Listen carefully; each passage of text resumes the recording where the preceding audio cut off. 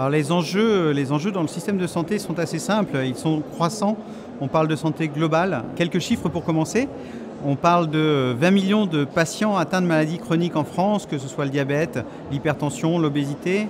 On parle de 16 millions de personnes âgées, une personne sur 5 atteinte de problématiques de santé mentale, sans parler de pathologies graves que sont par exemple le cancer, où 400 000 cas en France sont détectés chaque année.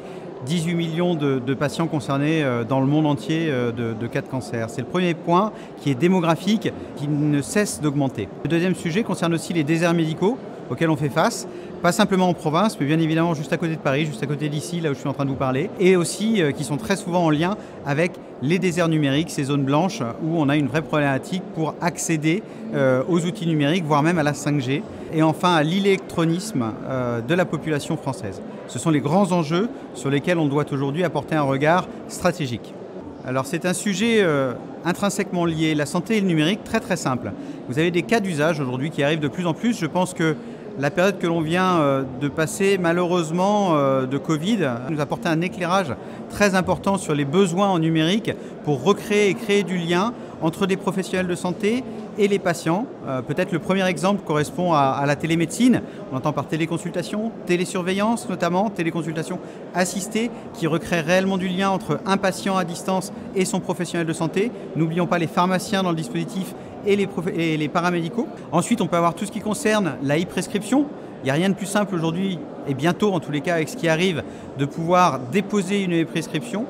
Mon espace santé, c'est un élément qui est essentiel dans le dispositif puisque vous allez pouvoir partager de l'information entre les professionnels de santé et les patients. Donc on a tout un tas de sujets autour du numérique en santé qui nous semblent essentiels. À des fins et avec deux grands axes principaux que sont la prévention, la détection. C'est pas pour rien qu'on a maintenant un ministre de la Santé et de la Prévention. Et donc là, cela concerne des patients, ou tout au moins des patients qui sont patients et qui ne doivent pas devenir malades. Et donc on travaille beaucoup sur tout ce qui est sujet de santé populationnelle. C'est-à-dire qu'on va aller détecter des patients dans la population au travers de data environnementales, médicales, sociétales, et qui va permettre d'éviter que ce patient un jour devienne un malade. Donc c'est vraiment une notion de santé globale et de suivi d'une population. Et enfin, le deuxième élément et le deuxième grand axe, c'est vraiment concernant le suivi de ces patients déjà malades.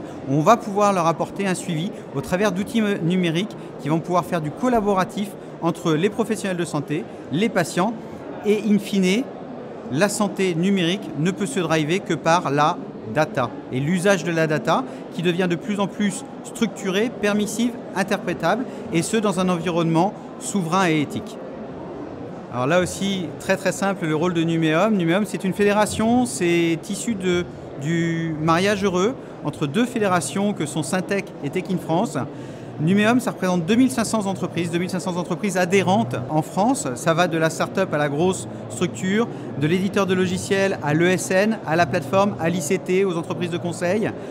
Et au sein de Numéum, vous avez une commission santé de 200 adhérents qui représentent à peu près 80 à 90% du marché du numérique en santé en France. Et la mission, bien évidemment, de Numéum, c'est d'aller porter la parole de ses adhérents auprès des instances publiques au travers d'un discours intelligent. On peut citer comme exemple le Ségur de la santé où on est vraiment en co-construction avec la délégation numérique en santé. On est plutôt acteur et essayer d'être force de proposition dans tout ce qui concerne justement la santé populationnelle, la data, l'usage de la data, la valorisation de la data. Donc ça c'est pour Numéum et on essaie de faire entendre notre voix et de valoriser nos adhérents. Donc je vous invite à nous rejoindre puisque vous faites peut-être partie des 20% qui manqueraient encore pour grossir les effectifs. Et enfin, pourquoi CGDIM au sein de Numéum? Très simple, CGDIM a quelques métiers clés que sont l'édition de logiciels, plateforme, et bien évidemment la data. Et on adresse des cibles aussi variées que les professionnels de santé dans le monde libéral, que l'hébergement de données de santé, que les industriels du médicament et du medical device, et aussi on adresse les instances publiques et les mutuelles payeurs, donc les payeurs privés. Donc on a toute la chaîne de valeur à qui on adresse l'intégralité des solutions technologiques et data pour améliorer le parcours.